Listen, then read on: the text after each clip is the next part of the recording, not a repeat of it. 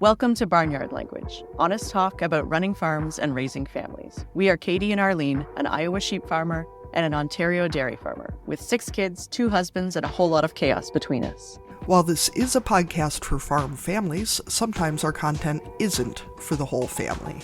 So kick off your boots, reheat your coffee, and join us for some Barnyard Language.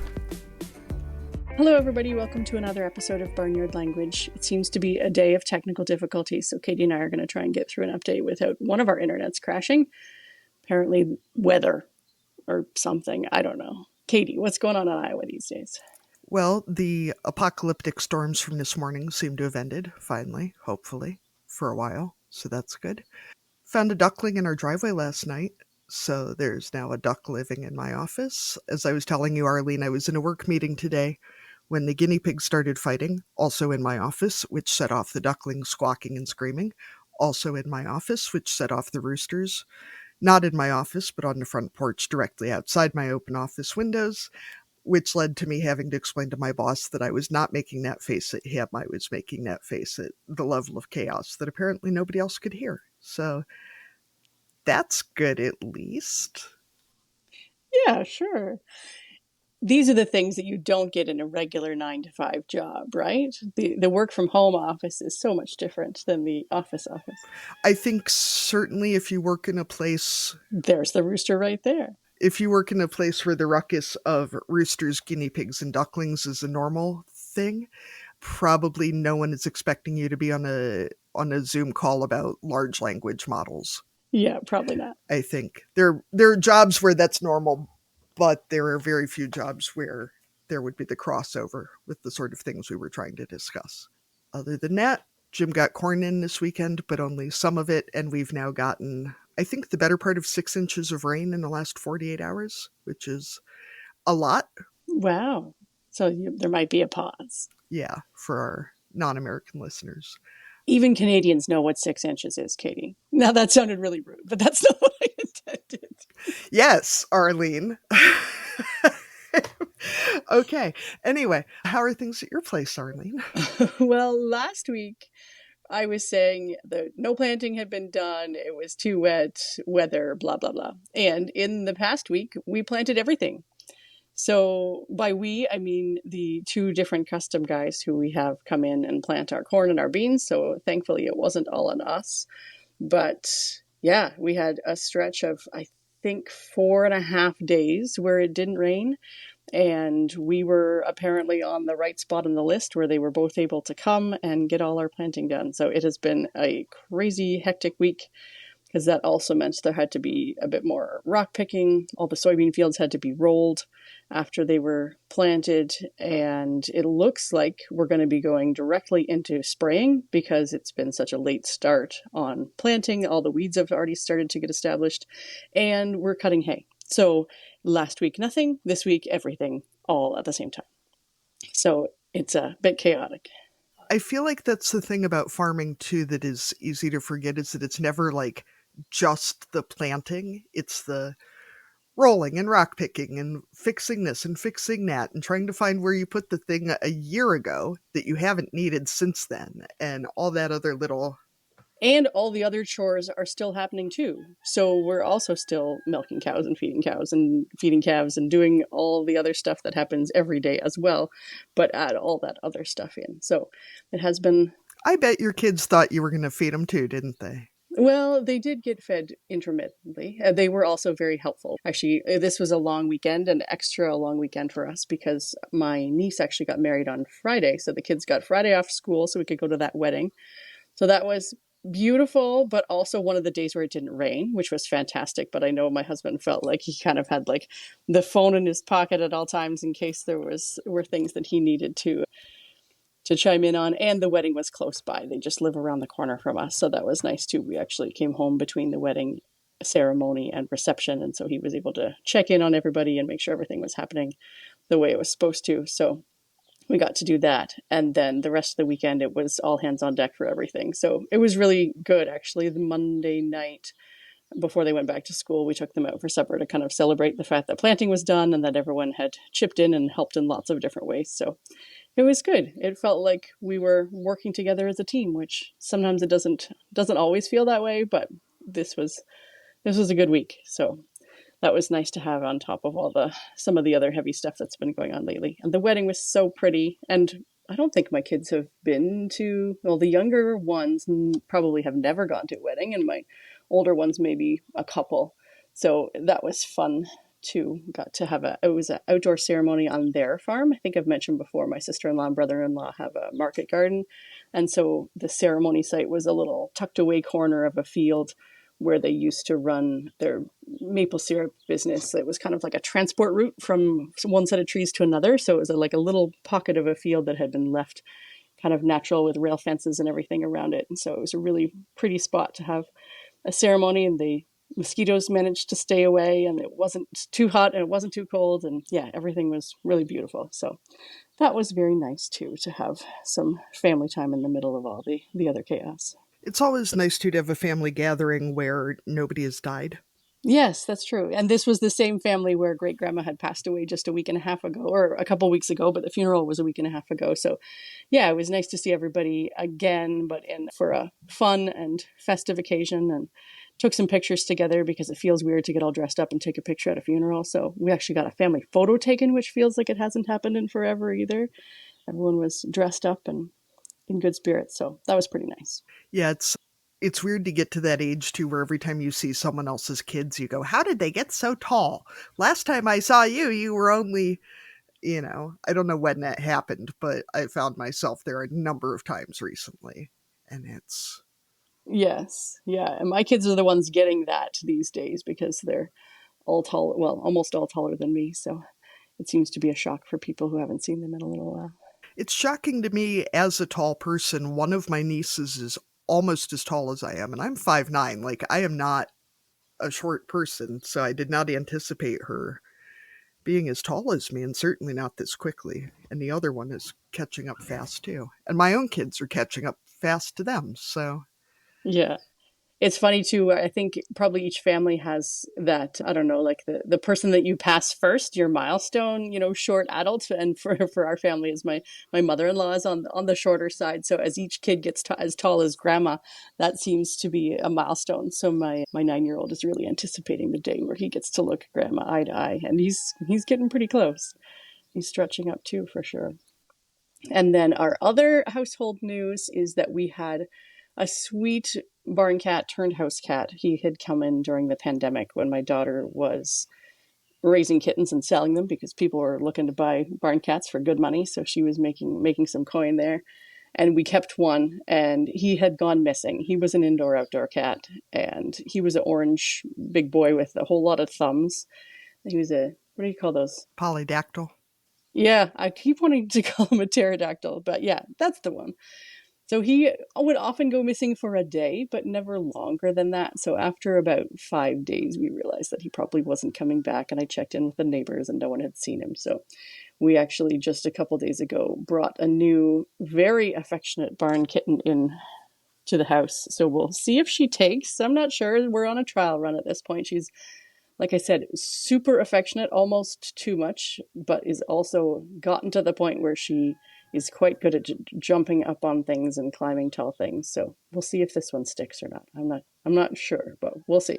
If she's that good of a climber, you're not going to be able to get her out of the house anyway. So, Well, I mean, we can catch her because she wants pets too. So it's just whether or not she stays in here or makes her way back to her siblings over at the barn. I don't know if I told you a few weeks ago we had a barn cat, Tom, somehow got in our house. I had the screen door open. And if anyone else has ever tried to get a totally wild goddamn tomcat out of their house with their 5 house cats and their 2 dogs and their children trying to help, it was like one of those slapstick movie scenes from the 30s where there's, that little like music. Like, it was, oh my God. And this, of course, this poor cat, I can't get around him to open the door. And he's just like throwing himself against the glass. And I'm just like, no, he doesn't want to be in. Yeah, bad news bears. Also, for anyone who didn't see it on my Facebook last night. So we found this duckling in the driveway, and we were driving to get some supper, and we just took the duckling along with us. And the boy child, as you do, if I cleaned out my car more often, I wouldn't have had an emergency duck catching Happy Meal box. So, you got to leave a bit of a mess in there. Anyway, so we were driving along, and the boy child pipes up from the back, and he goes, "Is this duckling a female or is it regular?" And I said, "What?" And I said, Is it what, buddy?" And he goes, "Crazy." And I was like, "Yeah, what?" And I finally realized that what he meant was feral, not female. Not female. Yes, I was getting real worried about what my kiddo was learning at school. But Yeah, we're going to have to pull over and start to talk about feminism here, or where are we going with this conversation? no more nature shows for this kid if he knows the word feral. But I'm fairly sure it's a Muscovy duckling. Might be a wood duck duckling. One of the problems with ducklings is they all look alike. But they're all adorable too, so that is not a problem. It did get loose in my office twice last night, but a duckling on wood floors is pretty damn funny because it was going real fast, but it wasn't going real far. It wasn't going anywhere. The poor little legs are just going around and around. That is too cute. All right, should we, on that ducky note, oh, I think I can hear it. Can you hold it up for our Patreon people so that they get to see it? Oh my God, maybe. Give me a second here. She only has to roll slightly to one side to get her hands on a duck. Oh, so if you're on Patreon, you get to see the little duck face. All right, on that note. And if you're not, you could join Patreon and then you could still see the little duck face. Yes, that's right. All right, we'll go ahead and introduce our guest for this week. All right, sounds good. Talking to Katie Fenske, who's joining us from California, and Katie, the other Katie. So my co-host Katie starts with a C, and our guest Katie starts with a K, which you totally can't tell when you're listening, but that's how I'm going to tell them apart. So Katie with the K, we start each of our interviews with the very same questions. So for our farmers, they often talk about crops and livestock, but since we know you're not a farmer, you can talk about other things. So we always ask, what are you growing? So that can be kids and careers and businesses and all kinds of other stuff. So Katie, what are you growing? Most importantly, I'm growing 3 boys. I have a 10-year-old, a 6-year-old, and a 4-year-old, and they are enough to keep me very, very busy. A lot of times they ask me, like, can we get a dog? Can we get this? I'm like, no, I have 3 boys. Like, that is all I can handle. But on top of that, I am growing a potty training business. So I started my own business 2 years ago, and I am the host of my own podcast. Very cool. And we were actually on Katie's podcast, which we will talk about later. But you can listen to our story with someone else interviewing us if you want to. So we know that you're not directly involved in ag, but do you have any connection to any sort of farming or growing anything besides children and businesses and Well, I live in Southern California. So my backyard is like a square foot. It's tiny. But my mom grew up on a dairy farm. So her parents came from Holland and were dairy farmers. So I know all about life as a kid on a dairy farm. She has so many amazing stories. I'm sure she remembers all the good side of it, like the hay bales and the horses that she rode. But so I love hearing stories of what it was like growing up on a dairy. But I personally do not have anything. We're growing strawberries in our backyard. That's about it. That's more than a lot of folks do. That's something. I'm sure they'll be delicious. I'm going to start out by saying that for me, toilet training was my worst phase of parenting, and it was the part that I hated the most. And if I'm being completely honest, it was actually one of the things that made me reconsider whether we were going to have our 4th child, because I knew that I was going to have to go through toilet training again. So before we actually get into the steps of how to help it not be so shitty, why is it so hard for many of us as Katie loved that one. I do love some good bathroom humor. Why is it so hard for us as adults? Yeah, to manage, like it wasn't surprising. They weren't doing anything wrong, but it was just so infuriating for me as a parent and as an adult. So why is that? Okay, so same with me. We had 2 kids, and when we were contemplating having a 3rd, I said, I wish we could just have the 3rd and fast forward till he's 3 and done with potty training, like done with the baby stage, done with potty training. Because I will say, I probably felt the worst as a parent when I was potty training my first. It was just so frustrating. I didn't know what I was doing. Every accident he had, I felt like it was my mistake. So yes, I feel that. I think part of it is because we don't know what we're doing first time around, even the second time around when our kids are different and they are not reacting the same way. And you feel like because your child ultimately is in charge of releasing pee and poop, you have no control. Like you're just waiting on them to go. And it's not like you can, stick them in timeout or do this. They are ultimately in charge of releasing. So your hands are tied. I think I went into potty training the first time thinking I knew how to do it, but when my son didn't react the way the book said, I just felt like a failure. It was like I didn't have answers. So I just spent months and months and months getting angry at my child and then feeling guilty about it. I think too, it's such a personal thing. I mean, using the bathroom. And so at least for me, nothing I found in a book or a resource really helped at all, because it was just and then you use the potty and that's it. And I was just like, well, that was super helpful. Thank you. Yeah, you sit them down and they will go. Well, what happens when the kid doesn't do that? How many repetitions of Daniel Tiger's potty song are we supposed to listen to before we give up?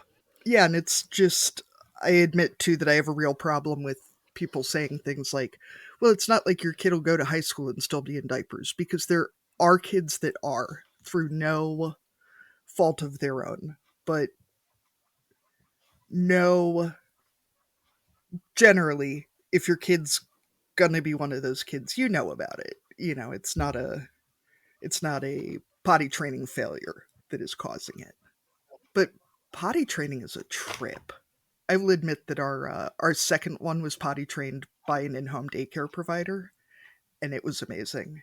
I just picked him up one day and she's like, he uses the potty now, and I was like, cool, bonus money for you, dude. How much should I pay you? Right? I was Wow. she's like, you know how many kids I've potty trained? And I was like, I would have brought him sooner if I had known. Sometimes that helps though. Someone who is just whatever and chill about it. She's like, I've already done this. She's not invested like we are. I don't want to hurt my child. I don't want to, a lot of parents are like, I don't want to traumatize my kid. She's kind of well, he goes home to his mom later. So it makes it easier for her. Well, and her only motivation is not changing as many diapers, rather than it being like, well, so and so's kid is potty trained. My kid isn't potty trained. What if he's, 29 and still can't, still can't pee in the potty? And, you get all in your head about it. I felt a lot of pressure. I would go to a park and my kid's still in a diaper and be like, what mom is judging me right now? I'm sure no moms were, but in my head, I was like, oh, he just had another accident. They're going to know that I'm failing at this. That beat me up a lot. Well, and I feel like there's always that time that your kid has a blowout somewhere public, or you've already used the 2 backup emergency outfits and now your kid's wearing socks and a t-shirt and nothing else. And you're just like, I am a great parent. My son was notorious for being at the very top of the play set, pooping his pants. I could see it in his face, no, he's going. And then sliding down the slide and telling me, Mom, I poop my pants. And I was like, oh, in front of all my mom friends, oh, it's fine. It was not fine. I'm sure I have enough wipes to disinfect the entire slide. It'll be great. No, my kids have totally never done anything disgusting or gross or embarrassing ever in their lives. In your words, you said that you absolutely failed at potty training your oldest. So what did you do wrong? And how can we all, well, I mean, not us, because our kids are potty trained, but how can other people learn from your mistakes besides signing up for your course where you will presumably tell them? Yes. I think the biggest thing was I didn't actually fail. I just did not know what to do. And so with my oldest, he kept pooping his pants and I kept just putting him back in pants going, oh my God, you pooped your pants again. Not knowing that, he needed to not be wearing pants and that would help him get over that. It was the time in motherhood where I just felt like such a failure, partly because I went in thinking, okay, my friend's kid got it in 3 days. this book says you do X, Y, Z, and on, the week mark, you're good to go. Your kid is potty trained. And when it didn't happen that way, it got bad. It was not pleasant. It wasn't fun. So for parents, I always tell them, so like some top tips.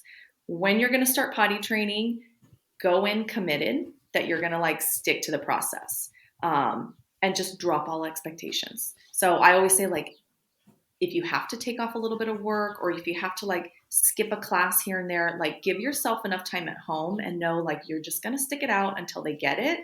A lot of parents, I say, if your child pees without a diaper on the first day, you hit the goal. Like, we're not trying to even get pee in the potty on day one. We're just trying to get them used to going pee or going poop without wearing a diaper, because that's what they're comfortable with. They're used to that.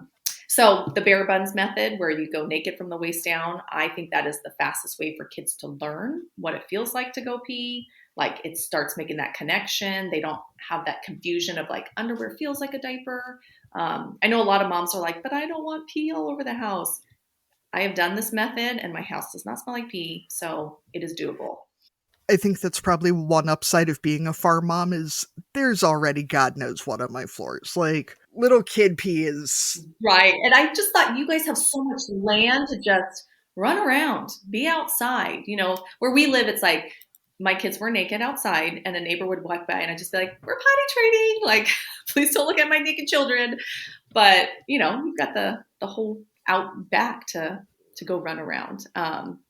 I also tell parents to, like, as hard as it is, just chill out. Just be really calm. Inside your head, you're probably losing your mind, but if you can outwardly stay very calm, and I always say, like, very quiet, like, drop all the prompting. Because as parents, this is what I did with my first. I'd go, you look like you have to go poop. Are you going poop? Do you need to go poop? Do you want to use the potty? Are we going to do this? And he probably looked at me and was like, Mom, stop freaking out. So with my third, I learned, hey, I'm only going to say like the potty one time every half hour to an hour. And then we're just going to drop it. And we're just going to let it be. A lot of clients that come to me, they, like, you've read the book, you've taken the course, you've put in all this time, you've taken time off work, and they're so invested. And when it's not working right away, they kind of like start panicking. And that's when it's like, I think I over prompted, I did this. I'm like, maybe you did, but we can take a step back and kind of regroup and try again. With that half hour thing, it helped me a lot to actually set a timer on my watch, because otherwise I was like, has it been half an hour? Has it been 3 hours? What is time anyway? Daniel Tiger's mom would judge me for this. And, like, God love the Daniel Tiger potty song. It was good for my kids, but I swear I still hear it in nightmares because it just... visceral reaction to singing tigers. Yeah. Yes. When that song comes on, you're like, oh gosh, get chills. So is there an actual answer to that question? And I'm guessing there isn't, about, people are always like, what's the right age? Is there a right time, the right point, like, especially when you have, I'm not going to say my mother-in-law because she wasn't, but, the older generation who maybe don't remember, or maybe their kids were, I don't know, who are saying, well, my, little Johnny, he was toilet trained when he was 18 months. But do you have like an ideal range? Or, I mean, then they often talk a lot about readiness, but I don't, you don't always know what readiness actually means or what that looks like. Yes, I think so. I wouldn't say there's a specific age because every child is different, but there is kind of like a range that I see the most success with. My mom likes to tell me all the time, oh, you and your sister were 18 months when you potty trained. Nowadays, that sounds like outrageous. Like, I can't even imagine my boys have been ready then. But also, I was born at the time where there were cloth diapers, and those moms were probably done changing cloth diapers. They also, like, diapers now wick away wetness, so kids don't feel wet. They don't really know. Whereas cloth diapers, they're like, ugh, get this off of me. So that's cool that they did it at 18 months back then, but that's not the reality of modern parents right now. And a lot of modern parents work full-time, both parents. So it's a lot harder to say, oh, just take off a week and, stay home with your child while they pee all over the place. For my own kids, 2.5 was a really great age. Like, I found my younger two, when I started around that age, They got it pretty quickly. A little bit on the younger side, sometimes it takes more coordination. So the younger ones, like under 2, might take them a little bit longer to get it, but they're totally capable. And sometimes when they're like over 3, you're going to see a little bit more resistance. They're good at saying no. They know what they want. So you kind of run into like some behaviors, but it doesn't mean you can't start before 2. Doesn't mean you cannot start after 3. So what I tell people is like, look for these signs that your kid is ready. So do they try to take their clothes off by themselves? Do they notice when they're wet or pooping? Like my son would always like go hide under a table when he had to go poop. So I'm like, okay, he's aware of that feeling. He knows. At this age, kids that like to copy what you do, not necessarily going to the bathroom, but like they want to mix the bowl like you do, or they want to put the backpack on like their brother. Imitating is a great way because hey, if they can imitate me doing this, they can imitate me going to the bathroom. Being able to follow like 1 to 2 simple directions. So put the toy on the table. If they can do that, then you can say, go to the potty when you have to pee. And then also being able to communicate. So not necessarily with words. Like if they want water, they can say like wah wah. Or if kids aren't speaking yet, just using the sign for water, or like pointing to something. So as long as they can communicate their needs, I think they're ready to go. Our goal as podcasters is to create a program that makes you feel less alone as a farming, ranching, or homesteading parent, but we can't do it alone. Supporting Barnyard Language on Patreon helps us cover production costs and ensures the future of the show, but you'll also gain access to exclusive perks and behind-the-scenes content. Your support enables us to continue bringing you the thought-provoking conversations and inspiring stories week after week. So if you find value in what we're doing and want to be part of the Barnyard community, head over to patreon.com/barnyardlanguage and choose a tier that suits you.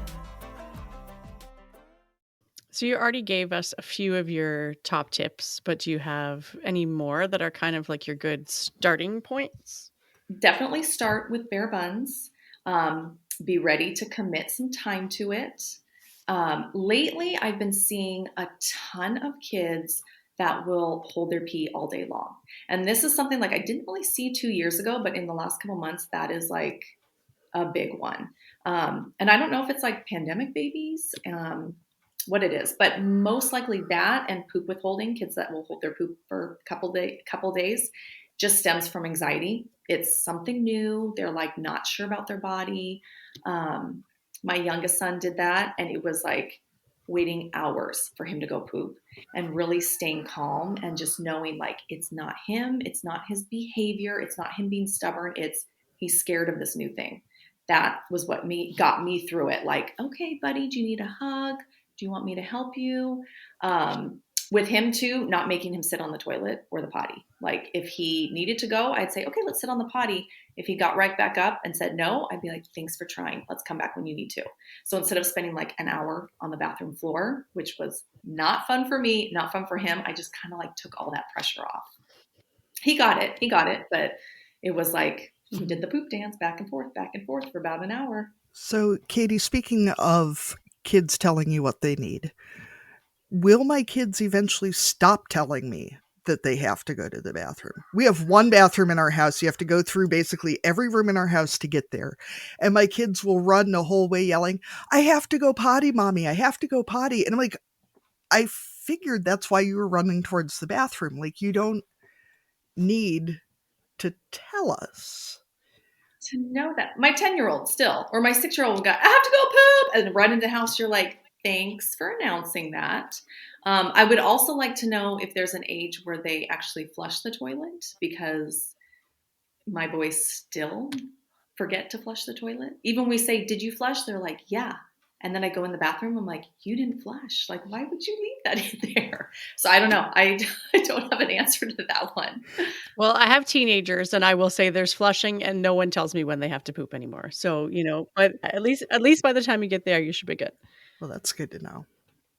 From experience, yeah. So is there a point that you give up and try again later? I mean, in a broader sense rather than in a...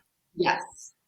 I like to say, like, you're just throwing in the towel and taking a pause for a while. So I've had clients go both ways where, like, we kind of talked about, would restarting later, just kind of scrapping it right now, be a good option? So I always say, if you've given it a good 4 days and you're seeing like no progress, there's no pee in the potty, there's tons of resistance, you're in tears, your kid's in tears, if it's ruining your life, then try again later.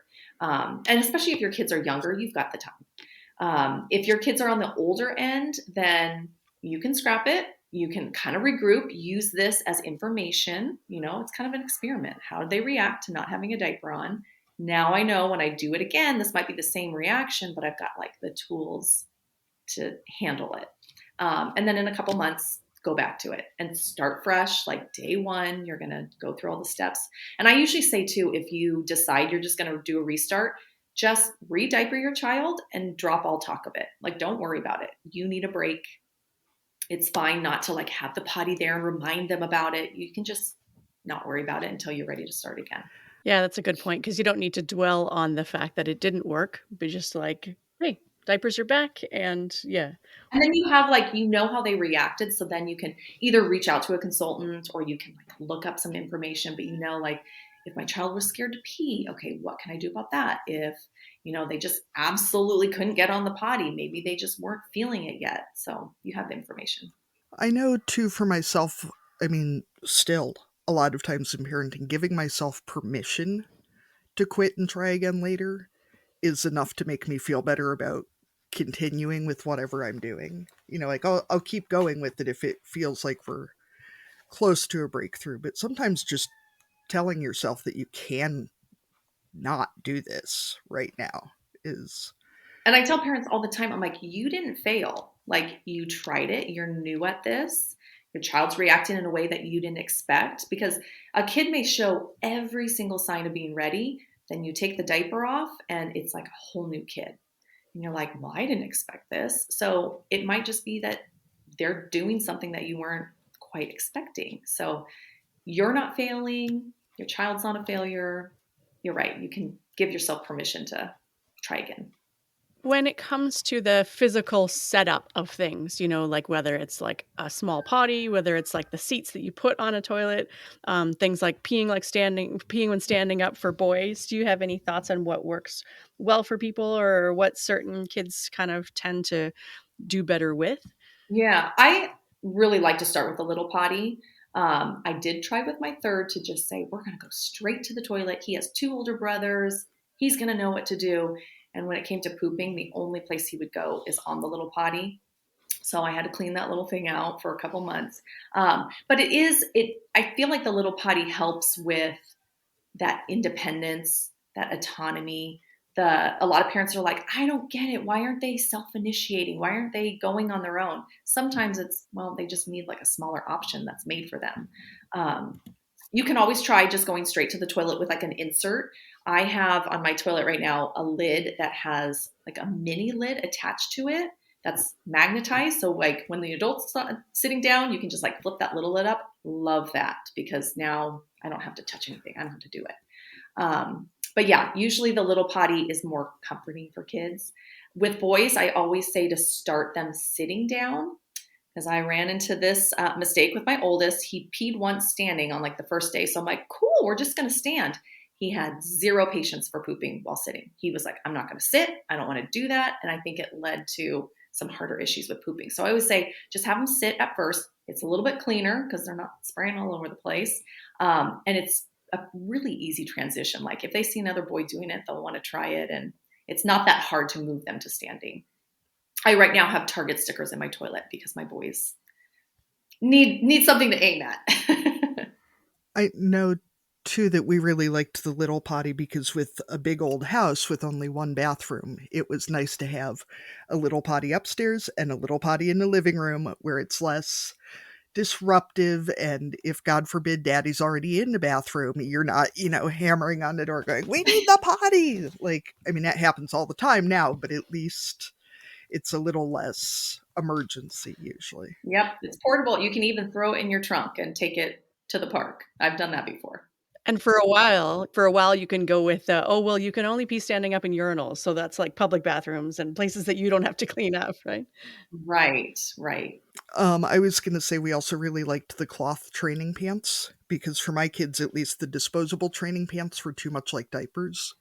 But the cloth ones are more absorbent than regular undies, but still yucky if they get wet. So it was kind of a nice, Right. They still feel it. Yeah. it's kind of a nice middle ground. Do you have any tips for those first outings? I mean, it's fine to stay home for a few days, but then I think some of that anxiety as parents comes from, when you first are like, okay, we're going to the park, or we have to go get groceries, or those first public outings when you know your kid's gonna go out for the first time, and sometimes you can get into the habit of like, oh, well, we'll just put on a pull up or we'll just go back to diapers just for this thing. And then I think sometimes that can kind of set you back, but it's hard to go into public and have that in the back of your head all the time. Like, oh my gosh, they're going to pee in the dairy aisle and I'm going to have to clean it up. I know. It's so stressful. Like by day 4 of potty training, I always said, oh, I wish I could just go back to diapers. It's so much easier. Like then we could actually go places and not worry about it. But once you get past the beginning, you're good. You're so happy. With my oldest, I stayed home probably the longest, and I lost my mind. It was so hard being home with this naked boy. It drove me crazy. By my third, it was like, okay, we've got school pickup, and then we have preschool pickup, and then we have baseball practice, and then we have a 4-hour baseball game. How am I going to do potty training with that? So the third one kind of like taught me to chill out and just go. Just get out of the house. So for day 1 and 2, we stayed home. By day 3, it was like, okay, we've got to go. I did have some help with my mom. Like she was able to like do school pickup one day. So always bring in reinforcements. But it helped me to just say, we're going to leave the house. He's on day 3 of potty training. So I don't expect perfection. I don't even expect it to go really well. Like he's so new at this. I always packed tons of extra clothes, so that if we went through 2 outfits and I still had 4 left in the car, I felt pretty good about myself. If we didn't use any of them, then I'm like, oh my gosh, this is amazing. So bring tons of extra clothes, baggies, so you can throw away dirty stuff. I am not opposed to throwing away underwear if it gets messy. Like it's not that expensive to replace. Like I'd rather not deal with that. My mom was like, oh yeah, I used to wash your underwear. Like I'd get a little hose. And I'm like, ew, like just throw it away, get rid of it. In the car, I would always, when I'd put my son in the car, I would just say, keep your seat dry. And I feel like that subconsciously got to him after a while. Like it just kind of sunk in. He did have a couple accidents in the car seat, which was totally normal, but just saying, keep your seat dry over and over every time I put him in. I did use car seat. A tip for that one, I was going to say puppy pads work if you can sneak those underneath. Yeah. Yes, I did a car seat liner. Every time I post that I do that, a car seat safety person says, oh, wait, you're not supposed to put anything in the car seat. And I'm like, wait, I don't want to wash this car seat later. So a disposable pad, it just gave me peace of mind knowing if there's an accident, it's not going to ruin my day. I'm just going to throw this thing away. And just know, like, every mom who goes out in public has had an accident. No one's judging you. So just go out and do it. And the more exposure your kids can have to public bathrooms, to being in public, really helps them if they're transitioning to daycare or preschool. A lot of kids will say, like the moms will say, she will not use a public bathroom. It's too noisy. Well, I think because I just like made my boys do it early on, they didn't really have a problem with it. I think the 2 other things to remember, that if people are judging you, it's because they're jerks. It has nothing to do with you. And I think, when you see people doing like driver's ed classes and there's like that huge like student driver sticker on the side and a student driver bumper sticker and sometimes like lights on top, like we should just have t-shirts for kids that say potty training, so that when people are like, or just gave up the pacifier, whatever, so that when people see a kid screaming in Walmart, I have to pee, and you can hear them from the parking lot, probably, that people aren't like giving you that look. Oh my gosh, I love that. I think I need to make shirts like, I am potty training. Don't mind the mess. Business name on the back and the front, and put potty training back in front. And Right. Oh, I love that idea. I would have totally bought them for my kids right there. There you go. There's my next business plan. Yep, seriously. Just, children. So I added a question: if hypothetically one had an older child who is at that age of being expected to be a human out in public. Little kids are still like, they're gross, whatever. But I have my kids are 6 and 7, so they're at that age where they're expected to not be gross in public quite as much. If a kid is still like consistently having accidents because they're not paying attention, they're not going soon enough, and they know they need to go sooner, they're just busy, or they're not wiping well enough, things like this that are more about practice and habits and not a physical issue at all. How do we clarify how important this is without like permanently destroying them in some like Freudian weirdness and ruining their lives, and then they'll end up on a true crime podcast and it'll be all my fault, or this hypothetical mother's fault because we're not talking about my kids? I actually have worked with a lot of clients who have 5-year-olds that are needing to be potty trained for kindergarten. So like, hey, you can't go to kindergarten if you're not potty trained. And a lot of the times it's parents like afraid of hurting their child or traumatizing them. Like one mom would say, my son will only go in a pull-up. So when I pick him up from preschool, he can't wear a pull-up at preschool, I think it was. And so she would give him a pull-up and he'd like pee in that, and then they'd go home. And anytime he'd have to go, she would put a pull-up on him. And I had to nicely, gently say, we cannot give him a pull-up anymore. He's old enough. We know he's capable of it.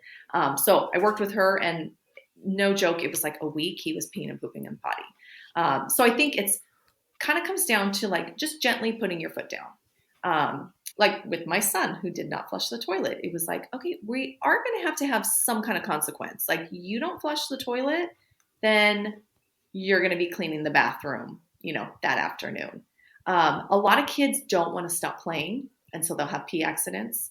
So for some of those kids, especially kids who are in daycare that like, I don't want to lose this toy if I leave.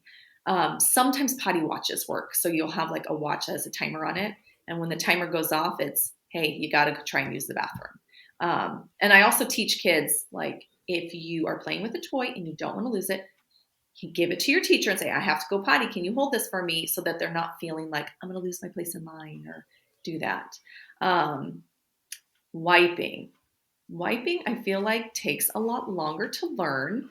I don't expect kids to really master it till like 5, 6, sometimes 7, just because they don't do the kind of job that we would do. So I with my boys, I have to teach them like, you're going to use the toilet paper until it comes clean, until you see it clean. But there are still skid marks. One of my sons has a habit of wiping and then throwing it in the trash can and not the toilet. And that habit has been fun to try and break, because I'm like, why? Why in the toilet? This is disgusting. Why not in the toilet? It's disgusting. So. But then sometimes from experience, sometimes that technique works until they use so much toilet paper that it clogs the toilet. So yeah, it's definitely a learned skill. So what I'm hearing is that it's fine to put a bidet seat on our toilet. I've been trying to decide if my kids are going to flood our house or not. It might be worth it. Like, we actually have one in our house. My husband wanted one for Father's Day, so I got him one. He loves it. He's obsessed. One day I was in the bathroom. So this one's in our bathroom, not our kids' bathroom. But I was in the bathroom doing something, and my kid turned it on, and I was standing in front of the toilet and just like sprayed all over me. I'm like, that's why we have this in our bathroom and not the kids' bathroom. Yeah. So maybe not yet, Katie. Not yet. I think it'll be a weapon. Yeah. This is the one bathroom problem too. And I think part of why parents, why grandparents say I potty trained so early is that, like, when my mother-in-law grew up in this house, they didn't have an indoor bathroom until 1963. She was in middle school. And I bet when you've got a bunch of kids and you're potty training in an outhouse with cloth diapers on all those kids, I bet you're real motivated. Yeah, you're very motivated. And you're probably not going a lot of places if you have 12 kids. So, anyway, well, that's good to know about the bidet situation. So I was wondering about the nighttime training, because I know that and it's obviously a different phenomenon because, you know, the sensation when you're asleep is different. So what are your thoughts on night training versus day training? So I have used two different methods with my kids. My oldest son, by about 4, had never stayed dry at night. Like, he would wake up every day wet. So we had to do the dream pee. So I definitely made sure I watched how much he was drinking at night. And that is not saying I dehydrated my child. I made sure he had plenty of liquids, because I get lots of comments about that on social media also. Like, you're dehydrating your child. Don't take away water. If I guzzled water before bed, I would pee. Like, I would have to get up in the middle of the night. So with them, before I even thought about nighttime training, I just got in the habit of, we drink at dinner time, and then I just put their water bottle out of sight. I make sure they've been drinking all day. If they do get thirsty before bed, here's a shot glass or here's a medicine cup. You can drink some water, but I wouldn't let them like drink a whole water bottle before bed. Always make sure they go pee before bed. If they don't stay dry through the night on their own, then you can do a dream pee where you, at like 3 hours after going to bed, maybe like 10 or 11, you just walk in, keep the lights off, don't say anything, pick them up, sit them on the potty, and just say, go pee, and then put them back to bed. Sounds a lot easier just saying it that way, but we were able to get our son to do that multiple nights in a row, and then we started moving the time up, and that got him nighttime trained. My other two naturally started staying dry maybe like 5 days a week. So at that point, we were like, it's time to take the diaper off. And did that scare me? Absolutely. Was I terrified that we were going to have accidents all the time? Yes. But I feel like for most kids, the longer you keep them in a diaper or pull up, it just becomes habit for them to pee while they're sleeping. So I wouldn't say if you've got like a 6-year-old and they're still in a pull up, you're doing something wrong, but I would say give it a try to see if you can help, like add a little intervention to try and get them to make it through the night without peeing. Because my kids were the kids that would pee in the middle of the night, continue to sleep, not wake up, and wake up in the morning wet but cold. So it's not like I could train them to like, hey, listen to your body, wake up when you have to pee. They didn't do that. So I was more training their bladder to hold it longer. I do, whenever I see posts about like, how do I night train? Certain people will say, you can't night train. It's totally hormonal. And there is a kidney hormone that will tell your kidneys not to produce urine in the middle of the night while you're sleeping. So that is a fact. And that needs to kick in for your child to be able to stay dry through the night. But I would never, like they always say, wait till they're 8. That's how long it takes for this hormone to kick in. I would never want my 3rd grader still peeing in a pull-up at night just because I haven't tried something. So if they are staying dry a couple nights a week, it's time to get rid of the diaper. If they aren't, then try the dream pee. We gave it probably at least a month, maybe 2 months of doing that every night and moving the time up a little bit each night. And then he was fine. He was able to stay dry through the night. But I know a lot of people are like, it's genetic, my kid's not able to. So there's a lot of factors, and you can talk to your pediatrician, but these are things that you can try that don't harm your kids that could result in nighttime dryness. I like dream pee sounds a lot better too than I don't want to do 58 more loads of laundry in the morning. You know, it does sound a lot nicer. Yes. It's the dream feed when you have a newborn is like you're going to feed them while they're sleeping to help them make it longer through the night. So it's the same thing. You're going to have them go pee, and they're pretty much like dead logs. Like you just pick them up out of bed, put them on the toilet, say, go pee. You just whisper it. They go pee and you stick them right back in bed. Good night. And we talked to our boys ahead of time. We were like, hey, in the middle of the night, I'm going to take you to the bathroom and you're going to go back to sleep. Just so they weren't like, what's going on? I'm awake now. They all went back to sleep. Okay, so other than us, who do you talk to on your podcast? I mean, obviously we were your favorite guests ever, but, you know. Other than us. Favorite guest. I love talking about barnyards. So other than you. Okay. So a lot of people are like, you got to niche down. You got to like pick one little niche. But my niche is just motherhood. And I have talked to moms who are pregnant all the way to moms who are sending their teenagers off to college. So I just love talking motherhood. So the name of my podcast is Burnt Pancakes. And that actually came about when I was potty training my oldest son. He had a habit of pooping whenever we were in my friend's backyard. And it was literally like we'd be having this great time playing in her backyard. And then I'd look over and I'm like, oh my God, he's pooping his pants. Get him to the bathroom. And one day I was just beyond frustrated with that. I had cleaned it up. I'd done all that. And my friend looked at me and she's like, Katie, don't worry about it. Everyone burns their first pancake. And I was like, that just gave me the permission to like make mistakes and be okay with it.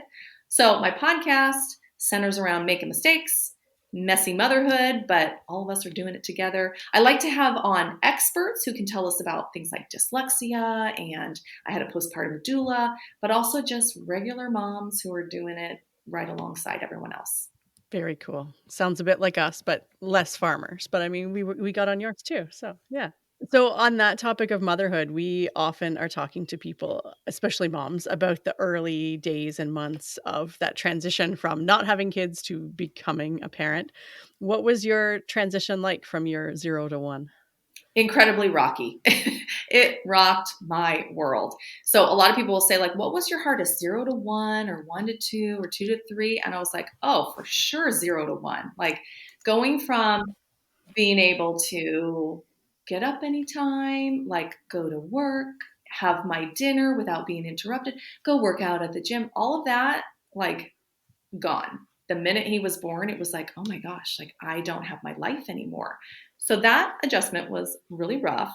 He was also, I would say, a normal sleeper, but I was not expecting how hard that would be, to not be getting sleep and not knowing how to stop him from crying. And that was really, really tough. And I think I did go through a little bit of the baby blues. I remember just being very emotional about the fact that like my husband and I couldn't go to dinner anymore. Just like get in the car and go to dinner. I remember crying one night and I was like, we can't get Chipotle tonight. And he's like, it's all right. We'll just order it. I'm like, no, but we used to always go there on Friday nights. Like just bawling about that.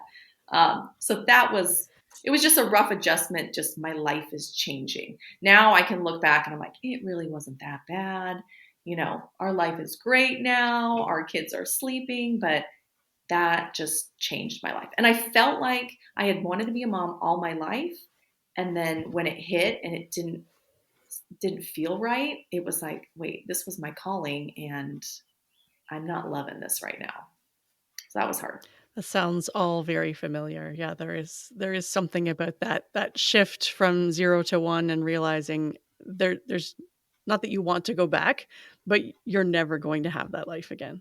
Even, as your kids get older and you get more freedom, there's still that person that you were before is gone. So yeah, you have to adjust your mindset to a lot of different things all at once.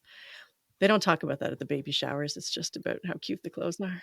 Oh gosh, they don't. And anytime I see like a pregnant mom about to have a baby, it's like, I want to say something, but I'm like, you're just going to go through it. I'm like, find friends, get out of the house. Because I remember with my oldest, I don't think I went for a walk. I had a C-section with my first.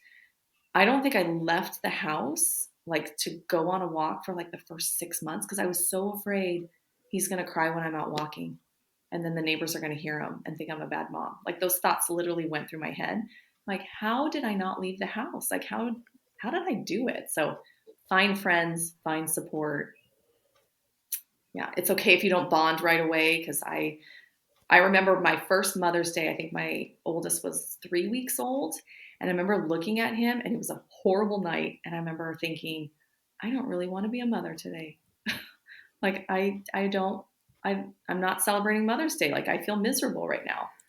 I came out of the fog a few months later, but it was hard. So say, I believe I had this conversation with Arlene and her sisters just a few days ago about normalizing making Mother's Day be the day that we don't have to mom, because I love my children more than anything, but spending another day with them is not the most relaxing, calming thing that's ever happened.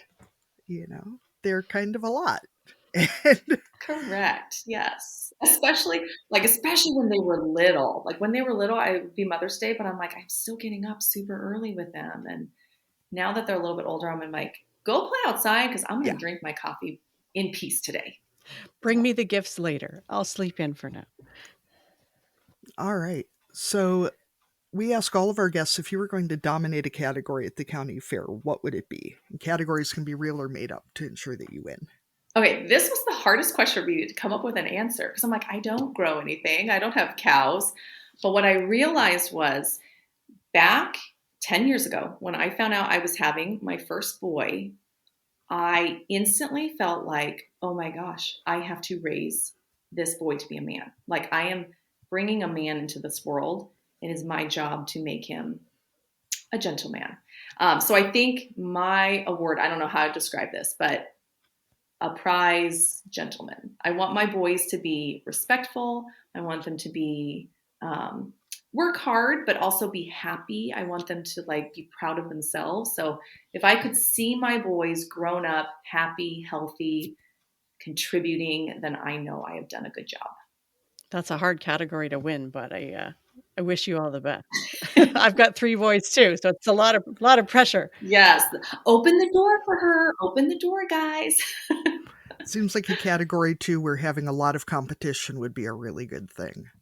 Yeah, that's a good point. Yes. Yeah. So we will go ahead and move into our cussing and discussing segment, and listeners know that they can contribute their own cussing and discussing entries either on our SpeakPipe or by email, and we can read them out or play them for you. Katie, what have you got to cuss and or discuss this week? Homework. I am sick and tired of homework. I actually was a former teacher, so I taught for 17 years before quitting to start my business.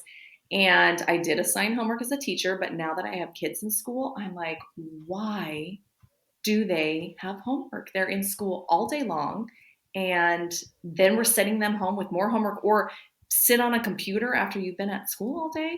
My 6-year-old is in kindergarten, and he has 8 pages of homework every week and a journal, and you have to color it. And I'm like, and it's pointless. It's really not. The only thing I like is that it shows me what they're learning in school, but I really wish they were done. My older son has state testing this week, and I kept prepping him do really great on your test. There's not going to be homework this week. It's going to be so great. He came home on Monday and he's like, Mom, we have homework. I'm like, on state testing week? Come on. So I'm done. Trying to fit in sports and some family time on top of homework. That is a lot. Yeah. I'm really lucky that my kids go to a school where there is limited or often no homework. And I think I probably don't appreciate it enough because it feels like the night just disappears so quickly. And then to try, especially when you have multiple kids, to try and get everyone to sit down and finish. Yes. Just get them to be quiet to do their homework. I'm so tired of it. Yeah, and especially if it's stuff that you need to help them with, that's just more work for you. And my boys need to be running around after being in school all day. I'm like, you need to be outside. You need to be moving, not sitting at a table doing more homework. Yeah, that's right. I mean, sure, let's read bedtime stories, but the rest of the work you can do at school. But I don't have to write that on a log, right? I don't want to log that. Oh no, we don't. That's homework for me. I don't like that either. I just want to read at night and I don't want to write it down. The other Katie with a C, what are you cussing and discussing this week? So yesterday in a meeting, my boss asked what our best unwritten rule was. And I was thinking about this a lot last night about, sort of what is if I had to boil down everything I've learned to impart to my children, one thing. And then I got on the internet, so help me. Not to look this up, but just, generally. And I was reminded that sometimes it is better to be kind than it is to be right. Even if you are right, even if you know that the other person is a complete chucklehead, sometimes it's still better to be kind and to not correct them or argue with them or whatever. Sometimes it's just better to shut your mouth. Say something nice. I guess say something nice, then shut your mouth, then back away slowly if you need to. That's right, because then it gets hard. It gets harder to be kind the longer you try to work on the being right at the same time. So yeah, might as well just stick with that. The internet and the world is full of people who really will do just about anything to prove that they're right. And that is not a good way to live. So I'm going to write this down as a reminder for myself the next time I go on the internet. I like that one. Yeah. Give yourself a sticky note, Katie. Yeah, I'll have to find some room. I got a lot of sticky notes up here today. So, Arlene, what do you have to cuss and discuss? So while we've been talking about potty training, I was thinking about the fact that, so I did end up training 4 kids and hated it, but we got through it. And the one thing that I learned that I wanted to share, because it ran counter to all the things that I thought I was going to need to do, is I had one kid who hated being praised. So, so much of the advice out there is like, do the potty dance, like give them a high five, like get excited when they go on the potty. And that actually pushed him in the other direction where he did not want to go because he really did not like the attention and the making a big deal out of it.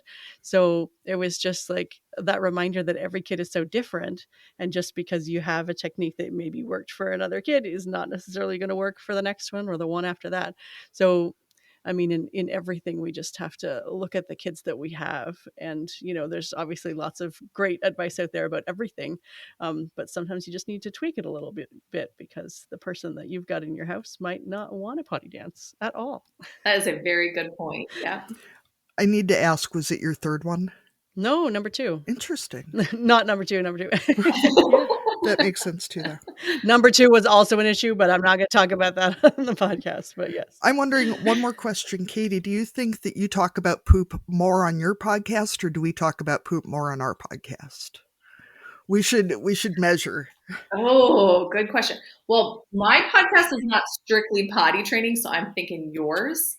But I never in my life thought I would be doing this for a living, like talking about pee and poop all day long. Like if you had told me 10 years ago when I was potty training, or 8 years ago when I was potty training my oldest Ronan, I would have been like, there's no way that I would be a quote unquote expert. Like, no way. I don't know what I'm doing.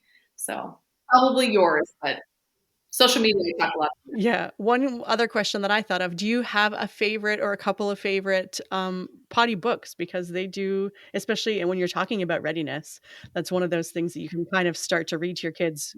My youngest son, his favorite was Even Firefighters Go to the Potty. So it talks about all these people that go to the bathroom.